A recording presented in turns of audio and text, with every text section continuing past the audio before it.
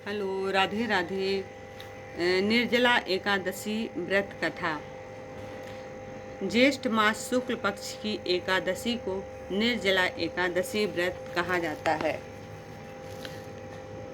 भीमसेन बोले कि महाबुद्धि पितामह, मेरी बात सुनो। युधिष्ठिर, द्रौपदी, अर्जुन, नकुल, सहदेव ये एकादशी को कभी भोजन नहीं करते। वह मुझसे भी नित्य कहा करते हैं कि हे भीमसेन, तुम एकादशी को भोजन मत किया करो। मैं उनसे कहता हूँ कि हे तात, मुझे से भूख नहीं सहन होती। मैं दान करूँगा और विधि पूर्वक केशव का पूजन करूँगा, परंतु बिना उपवास किए एकादशी के व्रत का फल कैसे मिले। भीमसेन का वचन सुनकर, उनकी बातें सुनकर व्यास जी बोले कि जो तुमको स्वर्ग अत्यंत प्रिय है और नरक बुरा मालूम होता है, तो दोनों पक्ष की एकादशी को भोजन नहीं करना चाहिए। तब भीमसेन ने कहा कि महायुद्धे, एक बार भोजन करने से भी मुझसे नहीं रहा जाता, फिर उपवास कैसे करूंगा। हे महामुनि, वृक नाम का अग्नि सदा मेरे पेट में रहती है। जब मैं बहुत सा अन्न खाऊं तब वह शांत होता है। हे महामुनि, मैं एक उपवास कर सकता हूँ जिससे स्वर्ग मिल जाए। उस एक व्रत को मैं विधि पूर्वक करूँगा, इसलिए निश्चय करके एक व्रत बतलाइए जिससे मेरा कल्याण हो। तब व्यास जी की कहते हैं कि नराधिप, तुमने मानव धर्म और वैदिक धर्म सुना है, परंतु कलयुग में उन धर्मों को करने की शक्ति मनुष्य में नहीं है। सरल उपाय, थोड़े धन और कम परिश्रम से महाफल प्राप्त होने की विधि मैं तुमसे कहता हूँ, जो कि सब पुराणों का सार है। जो दोनों पक्ष की एकादशी का व्रत करता है वह नरक में नहीं जाता। व्यास जी का वचन सुनकर भीमसेन पीपल के पत्ते की तरह कांपने लगे और डर कर बोले कि पितामह, मैं क्या करूं? मैं उपवास नहीं कर सकता, इसलिए हे प्रभु, बहुत फलदायक एक ही व्रत को मुझसे कहिए।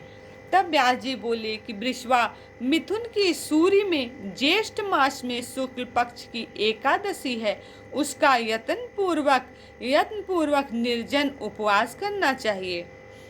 स्नान और आचमन में जल का निषेध नहीं है। मासेभ्य स्वर्ण का दाना जिसमें डूब जाए उतना ही जल आचमन के लिए कहा गया है। वही शरीर को पवित्र करने वाला है। गौओं के कान की तरह हाथ करके मासे भर जल पीना चाहिए। उससे थोड़ा या अधिक जल पीने से मदिरा पान के समान होता है। और कुछ न खाएं, नहीं तो व्रत भंग हो जाएगा। एकादशी सूर्योदय से दूसरे दिन सूर्योदय तक जलपान ना करें। ऐसा करने से 12 महीने की एकादशी का फल उसको बिना यत्न से ही मिल जाता है। फिर द्वादशी को सवेरे निर्मल जल में स्नान करके ब्राह्मणों को जल और स्वर्ण का दान करें। फिर व्रत करने वाला कृत होकर ब्राह्मणों सहित भोजन करें।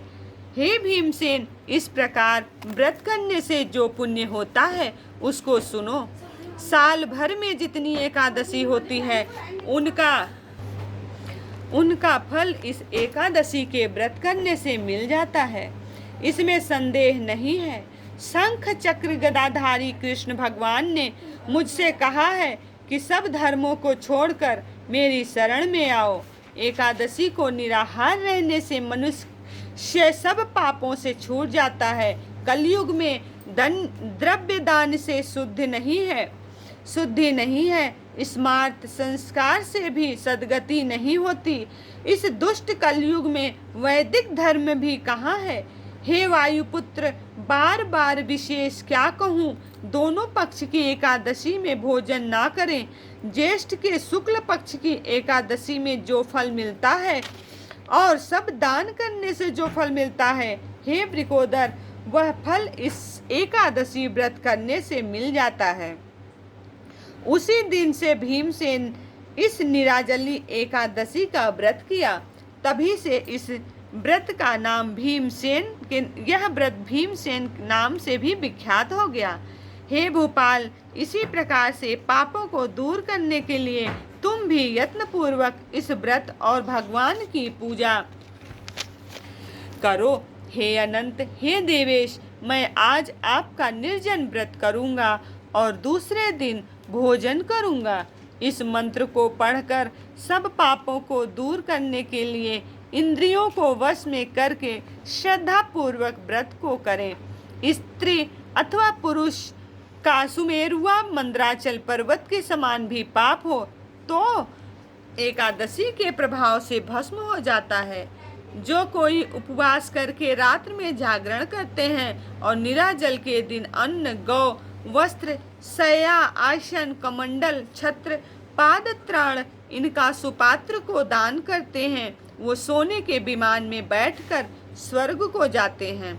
मनुष्य को सूर्य ग्रहण में श्राद्ध करने से जो फल मिलता है वह इसके सुनने वालों को मिलता है। दातुन करके इसका नियम करें।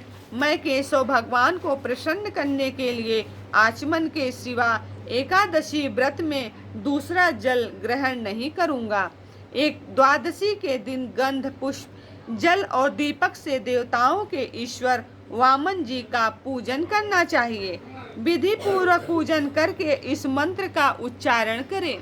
हे देवताओं के ईश्वर, हे इंद्रियों के ईश्वर, हे संसार समुद्र के पार करने वाले, जल से भरे हुए कलश और पंखी के दान करने से मुझको परम गति दीजिए। ऐसा कहकर ब्राह्मण के लिए शक्ति के अनुसार कलश देने चाहिए। इस प्रकार जो पवित्र और पापों को दूर करने वाली इस एकादशी का व्रत करता है वह सब पापों से छूटकर परम पद को प्राप्त होता है। राधे राधे।